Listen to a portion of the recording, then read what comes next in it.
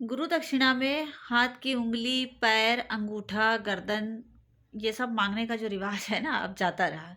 पहले ज़माने में जो गुरु दक्षिणा माँगी जाती थी गुरुओं की तरफ से वो ये सब यही रहता था कि हाथ का अंगूठा दे दो। एकलव्य ने अपना अंगूठा दिया था और इसके अलावा भी बहुत सारे लोगों ने गुरु दक्षिणा भेंट की है अपने दौर में। गुरु को खुश करने के लिए वो दक्षिणा माँगते थे। और हमें याद आ रहा है कि गुरु दक्षिणा एक फ़िल्म आई थी हम दिल दे चुके सनम, उसमें सलमान खान से उसके ऐश्वर्या राय के पिता ने जो है यही गुरु दक्षिणा माँगा था कि हमारी लड़की की तरफ भैया मत देखना, चुपचाप यहाँ से चले जाओ। तो वो भी अपना गाना गाते हुए चले गए थे। तो गुरु दक्षिणा ऐसी-ऐसी देश में रही, लेकिन अभी इस वक़्त जो है गुरु दक्षिणा माँगने वाले जो बहुत बड़े-बड़े संत महंत हैं, वो ये सब गुरु दक्षिणा नहीं माँगते। वो जानते हैं ये सब से कोई फ़ायदा है नहीं। अब गुरु दक्षिणा माँगी जाती है पोस्ट देखकर, ख़ास तौर से लोक सेवा आयोग में जो पोस्टें खाली होती हैं उसमें आरओ, एआरओ, यूपी पीसीएस अधिकारी इन सब तरह की जो गुरु दक्षिणाएँ होती हैं, ये सब बहुत ही लाभकारी होती हैं। और इन दक्षिणाओं को माँगने वाले जो संत महंत हैं, वो भी मतलब बहुत ही मतलब नामी लोग हैं, जिसे कह सकते हैं कि आप सोच ही नहीं सकते कि ऐसे लोग ये सोच कर बैठे हैं कि ये ऐसी पोस्ट माँग लेंगे, वो भी अपने चेले के लिए। तो आखिर ये है कौन ये इंसान जिसने इतनी बड़ी बात रखी है और वो भी किस जगह रखी है, अपने कथावाचक के दौरान रखी है। क्यों रखी है? क्योंकि आप सभी लोगों को ये बात पता है कि इधर पिछले इसी सोमवार से इलाहाबाद प्रयागराज में बहुत भयंकर तरीके से छात्रों का संघर्ष चल रहा था यूपी पीसीएस और एआरओ और आरओ की परीक्षा को लेकर। पूरा मामला क्या था आपको बताएँगे, लेकिन उससे पहले आपको बात जानना ज़रूरी ये है कि आप सुन रहे हैं यूपी टाइम्स 24 से एमटी सिद्दीकी को।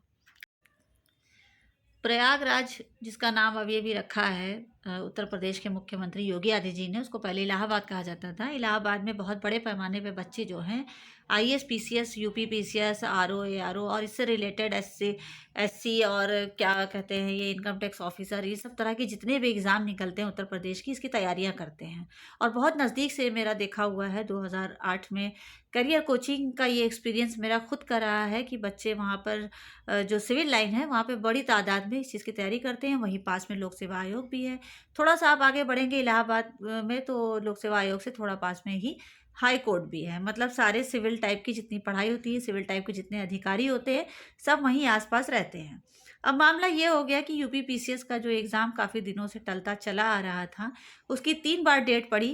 3 बार डेट कहें तो जनवरी में पड़ी, एक बार उसका एग्ज़ाम डेट मार्च में क्लियर की गई, फिर नहीं हुआ, फिर जून में पड़ी, फिर जून में भी वो क्लियर नहीं हुआ। फिर उसकी एग्ज़ाम डेट अक्टूबर में पड़ी, तब भी वो एग्ज़ाम डेट टल गई और जब मार्च में ये मौका आया तो कमीशन ने ये कह दिया बच्चों से कि आप जो है आरओ, एआरओ और यूपी पीसीएस से रिलेटेड जो भी एग्ज़ाम होंगे वो 2 मतलब चरणों में होंगे, मतलब 2 दिन में लिए जाएँगे, 2 पालियों में लिए जाएँगे और नॉर्मलाइज़ेशन का जो रूल्स है वो फ़ॉलो किया जाएगा एग्ज़ाम में। आपको ये जानना बेइंतहा ज़रूरी है कि नॉर्मलाइज़ेशन क्या चीज़ होती है, जिससे इलाहाबाद के छात्र जो हैं इतना भड़क गए, बैरिकेड तोड़ दिया उन्होंने, यहाँ तक कि 4-5 दिन से जो लोक सेवा आयोग के सारे कर्मचारी थे उनको अंदर ही बंद करके रखा, सब अंदर ही से जो है खिड़की से बंदर की तरह झाँक रहे थे। बाहर नहीं निकल पा रहे थे, किसी फैसले पर नहीं आ पा रहे थे, कुछ बच्चों से कह नहीं पा रहे थे, छात्रों के आगे जो है बेबस थे और अंदर कैद थे। छात्रों ने बहुत ज़्यादा कोई उपद्रव नहीं किया है, लेकिन फिर भी अपनी माँग को रखने के लिए, अपनी बात को रखने के लिए काफ़ी इस तरह की चीज़ें हुई कि पुलिस ने थोड़ी बहुत लाठीचार्ज करी, कुछ बच्चे गिरफ्तार भी हुए। लेकिन एट लास्ट ये हुआ है कि बच्चों की मांग को मान लिया गया है और बच्चे अब जो है आज यानी कि कल शाम को शुक्रवार को उन वहाँ से अपने सारे पोस्टर्स को बैनर्स को लेकर हट गए हैं। लोक सेवा आयोग के कर्मचारी जो अंदर बंदी बने हुए थे वो भी छूट गए हैं, पुलिस भी हट गई है, जो थोड़े बहुत बच्चे थे उनको समझा के घर भेज दिया गया है। नॉर्मलाइजेशन का मतलब ये होता है कि जैसे कि एक ही एग्ज़ाम को 2 दिन में कराना, यानी एक पेपर 2 पालियों में होना, एक पेपर आज होना और एक पेपर कल होना। जब ज़्यादा फॉर्म भरे जाते हैं तो पेपर को डिवाइड कर दिया जाता है। यानी कि आज जो पेपर होगा अगर उसमें कोई सारे बच्चे 100 नंबर पा रहे हैं और कल जो वही पेपर जब कल होगा तो उसमें सारे बच्चे 110 नंबर पा रहे हैं, यानी कि इससे ये मतलब निकलेगा कि आज होने वाला पेपर शायद कठिन था, कल होने वाला पेपर शायद सरल था, इसलिए बच्चे 10 अंक ज़्यादा पा रहे हैं। इससे क्या होता है, ये क्लैशिंग होती है। दिमाग में ये आता है कि मतलब जो एक ही पेपर को 2 बार लेने का क्या मतलब है? हमको भी ये बात समझ में नहीं आती है। आप एक ही पेपर को एक ही दिन में लीजिए, चाहे उसका सेंटर कहीं भी भेजिए, चाहे कितने भी सेंटर केंद्र आप बनाइए, लेकिन आपको बनाना है उस पेपर को एक ही दिन लेना है, क्योंकि पेपर का जो सेटअप होता है वो एक बार में जब बच्चों के सामने आता है तो उसकी बात ही कुछ और होती है। जब वही पेपर 2 बार सेट किया जाता है तो उसके सरल और कठिन होने की संभावना ज़्यादातर बढ़ जाती है। इसी को बोलते हैं नॉर्मलाइज़ेशन। नॉर्मलाइज़ेशन सेवा आयोग, लोक सेवा आयोग कैसे करती है? वो ये करेगी कि जो बच्चे 100 नंबर पहले वाले दिन में पाए हैं और दूसरे वाले 110 पाए हैं, उन दूसरे वाले में से 5 नंबर निकाल कर 105 और 105 दोनों लोग को करके नॉर्मलाइज़ करेगी। भाई इस बात पे कोई क्यों एग्री होगा? पढ़ने वाले बच्चे पता नहीं कौन से पेपर सेट में बैठे हैं। हो सकता है कि वो 110 से ज़्यादा लाने वाला बच्चा हो। तो आप ये इस बात का मतलब, मेरा कहने का ये है कि ये कैसे फैसला किया जाएगा कि सब सब बच्चों को नॉर्मलाइज़ करके, नॉर्मलाइज़ेशन जिसे कहा जा रहा है, उसमें सारे बच्चे एक ही प्रक्रिया से पास हुए हैं, एक ही तरीके से एग्ज़ाम देकर हुए हैं। कैसे इस चीज़ को आप नॉर्मलाइज़ करेंगे और क्यों करेंगे?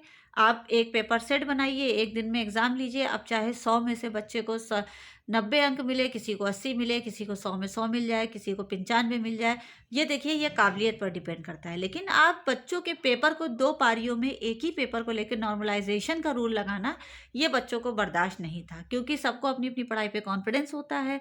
हर बच्चा जो है अपने हिसाब से पढ़ाई की तैयारी करता है और उसे पता होता है कि आज अगर जो पेपर आएगा उसपे वो क्या करके आने वाला है, कैसे उसके नंबर आने वाले हैं। बहरहाल ये मैटर था जिस पर काफ़ी बात बहस छिड़ी और बैरिकेड्स तोड़े गए, बच्चे पिटे भी। लेकिन लास्ट में लोक सेवा आयोग यानी कि कल रात शुक्रवार को ये बच्चों की इस चीज़ के आगे झुक गई और अब जो ये परीक्षा है वो 2 दिन में ना होकर एक ही दिन में, एक दिवसीय यानी कि एक ही दिन में ये परीक्षा होगी। चाहे आपको 900 से ज़्यादा 9000 केंद्र बनाने पड़े, आप बनाकर एक ही दिन में लेंगे। और रही आरओ, एआरओ के पद की बात, तो उसके लिए इन्होंने एक समिति गठन कर दिया है। अब समिति पूरा बातचीत करेगी, पूरी रिपोर्ट तैयार करेगी, फिर वो रिपोर्ट जब आएगी तो उसके आधार पर गठन होने के बाद, रिपोर्ट आने के बाद आरओ, एआरओ का एग्ज़ाम होगा। और 22 दिसंबर को जो एग्ज़ाम होने वाला है यूपीपीसीएस का, आपको हम बता दें, वो एक दिवसीय होगा, एक दिन में होगा। उस पेपर में कोई भी इधर-उधर चीज़ें नहीं होंगी और जो बच्चे एग्ज़ाम देंगे वो एक बार में देंगे और नॉर्मलाइज़ेशन का जो प्रॉब्लम था वो अब मतलब ख़त्म हो गया है। लोक सेवा आयोग ने बच्चों की बात मान लिया है। तो ये था प्रयागराज का एक पूरा सीन। अब देखिए, अब चलिए चलते हैं, एक कथावाचक हैं हमारे देश के बहुत बड़े, रामभद्राचार्य जी। रामभद्राचार्य जी का बहुत फेमस नाम है और वो बहुत बड़े कथावाचक भी माने जाते हैं और माना जाता है कि शायद उनको बचपन से दिखाई नहीं देता, ऐसा हमने सुना है। अक्सर बड़ी-बड़ी जगहों पे वो कथा देते रहते हैं। तो एक जगह कानपुर के भी एक मंच पर वो इस कथा को दे रहे थे। इसी दौरान जब बच्चे इलाहाबाद में जद्दोजहद कर रहे थे, हिंसा कर रहे थे, अपनी पढ़ाई के लिए लड़ाई कर रहे थे, तभी वो कथावाचक जो है अपनी कथा दे रहे थे और वहाँ पर जो है एक उनके जाने-माने विधायक, उनके जान-पहचान के आते हैं स्टेज पर और वो उनसे गुरु दक्षिणा में क्या माँगते हैं, क्या उनसे डिमांड रखते हैं, आपको हम ये बताएँगे। कथावाचक रामभद्रा जी कानपुर के एक स्टेज पर बैठ के अपनी कथा सुना रहे थे। बहुत सारे श्रोतागण वहाँ बैठे थे। उसमें जो है सतीश महाना, जो कि विधान सभा के विधायक हैं, वो भी वहाँ बैठे थे, सुनने गए थे सुकून से कि चलेंगे कथा सुनेंगे। लेकिन उन्हें क्या पता था कि कथा में ऐसी डिमांड आ जाएगी। वहाँ पर रामभद्राचार्य जी ने उनको देखा और उनको देखते ही उनको अपना एक पुराना वादा याद आ गया, जो कि गुरु दक्षिणा में उनको उनसे लेना था। उन्होंने सतीश महाना से कहा, अपने चेले के लिए आरओ की सीट माँगा, यानी कि समीक्षा अधिकारी की सीट माँगा है, पोस्ट माँगा है कि उसको करके उसको दिया जाए, चेले को दिया जाए। आप सोचिए, रामभद्राचार्य जी भरे मंच पर उनको वो वादा याद दिला रहे थे, जो उन्होंने शायद किसी रोज़ किया था, तो उन्होंने सोचा कि इसी भरे मंच पर कहना ज़रूरी होगा। अब देखिए, बात समझने वाली ये है कि जो बच्चे पढ़ रहे हैं, हम उनसे कहना चाहते हैं कि वो बेचारे फालतू में पढ़ रहे हैं। क्योंकि समीक्षा अधिकारी, आरओ, एआरओ और भी पता नहीं कितने पीसीएस ऑफिसर के पोस्ट ऐसे होते हैं छोटे-छोटे, जो हमें अक्सर मालूम भी नहीं होते और वो इसी तरह जो है गुरु दक्षिणा में बढ़ जाते हैं। गुरु दक्षिणाओं में गुरु, महंत, साधु, संत अपने चेलों के लिए ऐसी-ऐसी पोस्ट माँग लेते हैं, जो बच्चे, जिसे कहा जाता है आँख में तेल डाल के, दिया रोशनी जला के, क्या-क्या करके पढ़ाई कर रहे हैं, अपने घर से कोसों दूर बैठे हैं, एक टाइम का खाना खा रहे हैं, सड़कों पे बैठे हैं, अपनी डिमांड रख रहे हैं, सबका क्या फ़ायदा है? जाके इससे अच्छा कथावाचक रामभद्राचार्य जी का पैर पकड़ लीजिए, शायद वो आपको कुछ पोस्ट या कुछ दिला सकें। इससे ये भी बात समझ में आती है कि जो ये नॉर्मलाइज़ेशन की प्रक्रिया को शुरू किया जा रहा था, आखिर ये क्यों शुरू किया जा रहा था? आखिर इसके पीछे मामला क्या है? क्योंकि आप बच्चों को इन्हीं सब चीज़ों में फँसाकर एकदम बेकारी की चीज़ों में बझाए रहिए और ये मंत, संत, महंत, भद्राचार्य, ये सब चीज़ जो हैं एकदम मतलब चालाकी से ये लोग काम लेते हैं। अपने सोचिए कथावाचक का दिमाग, कि इन्होंने उस मंच पर अपने चेले के लिए इतनी बड़ी पोस्ट माँग लिया है। तो समझिए कि ये पूरा मैसेज इलाहाबाद के उन स्टूडेंट्स को जाता है प्रयागराज के, जिन्होंने 4 से 5 दिन लोक सेवा आयोग के सामने बैठ के अपना टाइम गँवाया है और वो ये समझते हैं कि वो परीक्षा देंगे, परीक्षा में ईमानदारी से उनकी कॉपी चेक होगी और उनको नंबर्स मिलेंगे और फिर ये पोस्ट उठाकर किसी महंत के चेले को दे दी जाएगी और गुरु दक्षिणा पूरी हो जाएगी। तो इस पूरी बात समझ में आ गई है कि नॉर्मलाइज़ेशन क्यों किया जा रहा है और पढ़ाई कर रहे बच्चों की जो पोस्टें हैं, वो उठा के गुरु दक्षिणा में किनको दी जा रही हैं, ये बात क्लियर हो गई है। कि ये भी बाद में पता चला कि योगी आदित्यनाथ ने इसमें हस्तक्षेप करते हुए इस चीज़ को रुकवाया है। उत्तर प्रदेश के मुख्यमंत्री की काफ़ी बच्चे और स्टूडेंट तारीफ़ कर रहे हैं और कह रहे हैं कि योगी आदित्यनाथ ने उनका पूर्ण समर्थन किया है और अब ये परीक्षा 1 दिवसीय होगी। बहरहाल इन्होंने भी कुछ काम कर ही लिया। वैसे तो बहुत कहना पड़ता है ना, इन्होंने भी जो है हस्तक्षेप करके सोचा कि परीक्षा-वरीक्षा के मामले में कुछ बोलना चाहिए, तो इन्होंने बोला है। अब देखिए परीक्षा किस तरह से होती है, कौन बच्चे पास होते हैं, किन बच्चों को पढ़ लिख के पोस्ट मिलती है, किन बच्चों की पोस्टें उठा के दक्षिणा में दे दी जाती है। तो इस पूरे मैटर पर, इस पूरी खबर पर आपका क्या कहना है? खास तौर से रामभद्राचार्य जी के बारे में हमें ज़रूर कमेंट्स करिए और यूपी टाइम्स 24 को सोशल मीडिया के हर प्लेटफ़ॉर्म पे ज़रूर से सब्सक्राइब करिए, फॉलो करिए, लाइक करिए और बहुत सारा कमेंट्स करिए।